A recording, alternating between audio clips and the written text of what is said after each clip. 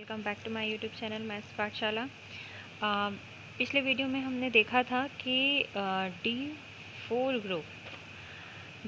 Group के लिए हमने देखा था रोटेशन कैसे निकालते हैं। ठीक है, 4 एलिमेंट मिलते हैं रोटेशन से, तो वो 4 एलिमेंट कैसे निकालते हैं ये हमने देखा था। अब हम देखेंगे रिफ्लेक्शन से हमें 4 एलिमेंट कैसे मिलेंगे। ठीक है, तो रिफ्लेक्शन में क्या करते हैं कि सबसे पहले एक स्क्वायर हमने ले लिया, उसके कॉर्नर पे ABCD लिख दिया। तो रिफ्लेक्शन में क्या होता है, 4 एलिमेंट्स कैसे मिलेंगे। एक हॉरिजॉन्टल, इसको मैं H लिख देती हूँ, हॉरिजॉन्टल के मिलेगा, एक एलिमेंट वर्टिकल के लिए मिलेगा, और एक अगर हम इसको D मानते हैं, ठीक है, और इसको हम मान लेते हैं D'। 2 डायगोनल हैं तो हमें एक एलिमेंट हॉरिजॉन्टल के लिए मिलेगा, एक वर्टिकल के लिए मिलेगा, एक इस डायगोनल के लिए मिलेगा और एक इस डायगोनल के लिए मिलेगा। ठीक है, तो ये हमें 4 एलिमेंट इससे मिल जाएंगे। तो सबसे पहले हम हॉरिजॉन्टल के लिए देख लेते हैं RH। ठीक है, RH कह लें या फिर सिंपली H कह लेते हैं। ये क्या डिनोट कर रहा है, हॉरिजॉन्टल रिफ्लेक्शन को। ठीक है, तो अब जब हम हॉरिजॉन्टल में लेंगे तो ये हमने ले लिया, ठीक है, ये हॉरिजॉन्टल लाइन है, ये हमने ले लिया। तो जब इसके अलॉन्ग हम रोटेशन लेंगे तो क्या हो जाएगा, ये दोनों आपस में इंटरचेंज हो जाएंगे और ये दोनों आपस में इंटरचेंज हो जाएंगे। ठीक है, तो A इंटरचेंज होके क्या हो जाएगा, D हो जाएगा। D इंटरचेंज होके क्या हो जाएगा, A हो जाएगा।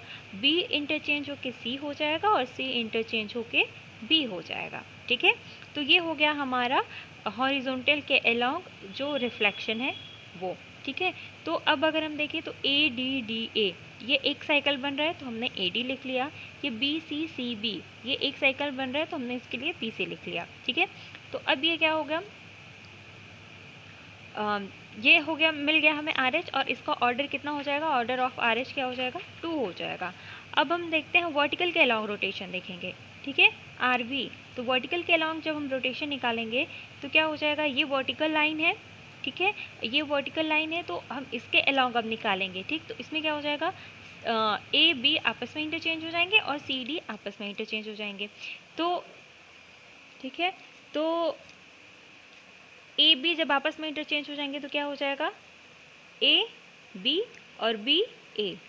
ठीक है, A के जगह पे B हो जाएगा तो ये AB हो गया, और B के जगह पे मतलब B और A आपस में इंटरचेंज करेंगे तो BA हो जाएगा। अब इसी तरह से CD और DC हो जाएगा, ये दोनों आपस में इंटरचेंज कर लेंगे। तो ये हमें मिल गया RV। अब RV को हम क्या लिख सकते हैं, किस तरह से कि ABBA, इसमें भी ये रोटेशन मिल रहा है तो AB हो जाएगा। DCCD, तो ये क्या हो जाएगा, DC हो जाएगा। इसका भी ऑर्डर क्या हो जाएगा, ऑर्डर ऑफ RV 2 हो जाएगा। अब देखेंगे डायगोनल के अलॉन्ग रिफ्लेक्शन RD निकालेंगे। तो हमने इसको D माना हुआ है, इसको D' माना हुआ है, तो हम पहले इसके अलॉन्ग निकालेंगे। तो जब इसके अलॉन्ग निकालते हैं तो क्या करते हैं, इस पूरे को फिक्स रख लेते हैं, मतलब A और C फिक्स हो जाएगा, बस चेंज क्या हो गए, B और D आपस में इंटरचेंज हो जाएंगे। ध्यान रखिएगा, जब हम D के अलॉन्ग निकालते हैं तो जिस डायगोनल के अलॉन्ग निकालेंगे उसके जो ये कॉर्नर पॉइंट पे जो हमने लिखे हुए हैं AC, तो ये क्या हो जाएंगे, दोनों फिक्स हो जाएंगे और ये दोनों इंटरचेंज हो जाएंगे। तो AC चूँकि फिक्स है तो क्या हो जाएगा, A रह जाएगा, B रह जाएगा, सॉरी A रह जाएगा, C रह जाएगा, और B D आपस में इंटरचेंज हो जाएंगे। तो ये B के जगह पे B D हो जाएगा और D B हो जाएगा। ठीक है, तो अगर हम देखें तो ये A मिल रहा है, ये C मिल रहा है, तो इसको हम ना लिखें, हम एक साइकिल सिर्फ लिखेंगे।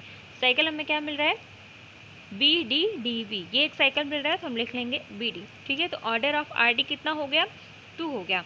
अब हम ऐसे ही जब RD' निकालेंगे, ठीक है, तो RD' जब हम निकालते हैं तो हम इस वाले को फिक्स रखते हैं। ये D' हमने मान रखा है तो RD' कह लें या फिर D' कह लें, तो इसको इसके अलॉन्ग जब हम निकालेंगे रिफ्लेक्शन तो इसको फिक्स रखेंगे, ये दोनों आपस में इंटरचेंज हो जाएंगे। तो ये हो जाएगा AC CA B रह जाएगा और D रह जाएगा, बस AC आपस में इंटरचेंज हो जाएंगे। तो हमें एक साइकिल क्या मिल गया, ACCA, तो ये हो जाएगा AC, और इसका भी ऑर्डर क्या हो जाएगा, ऑर्डर ऑफ RD' 2 हो जाएगा।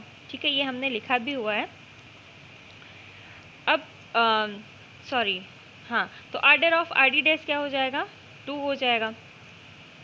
अब आता है एलिमेंट ऑफ D4R। ठीक है, अब हमें D4 का एलिमेंट लिखना है, तो तो क्या क्या हमें एलिमेंट मिले थे, एक मिला था आर नॉट, रोटेशन में देखें हमने यहाँ पे देखा था कि 4 एलिमेंट हमें रोटेशन से मिलेंगे और 4 एलिमेंट रिफ्लेक्शन से मिलेंगे। तो एक हो जाएगा आर नॉट जो कि आइडेंटिटी है, R90, R180, R270 और ये R360 वापस से क्या हो जाएगा, R0, यानी कि ये आइडेंटिटी हो जाएगा। तो R0 को हमने एक बार ले रखा है तो वापस से नहीं लेंगे।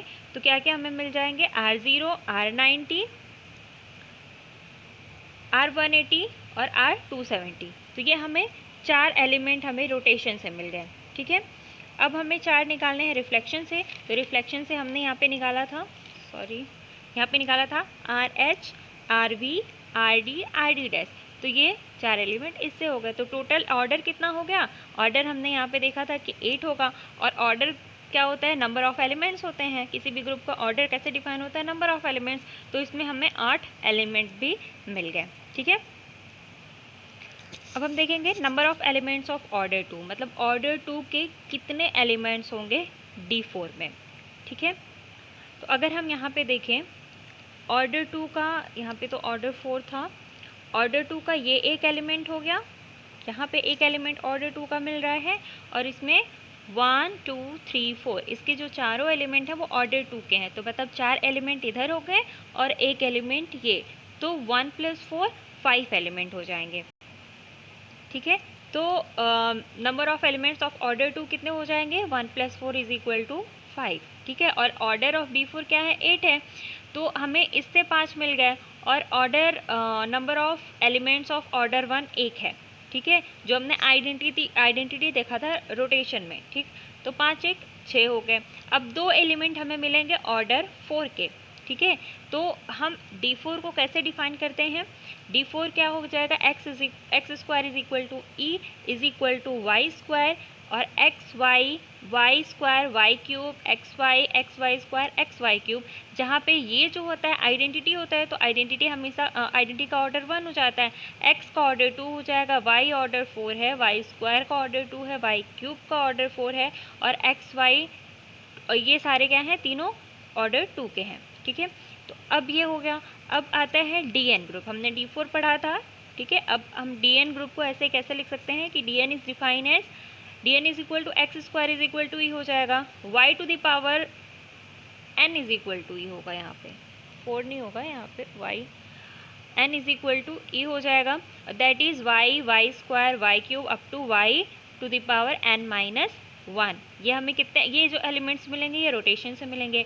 और ये xy xy² xy⁴n - 1 yx, जहाँ पे yx = xy इन्वर्स है, ठीक है।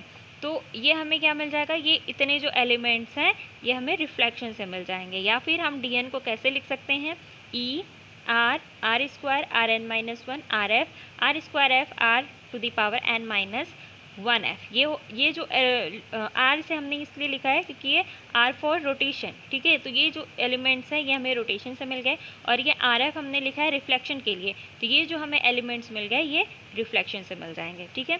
तो ये था डाइहेड्रल ग्रुप। अब आई होप आप सबको समझ में आया होगा। फिर भी अगर कोई डाउट है तो मुझे कमेंट सेक्शन में ज़रूर बताइएगा और मेरे चैनल को लाइक, सब्सक्राइब एंड शेयर कर दीजिएगा। Thanks for watching.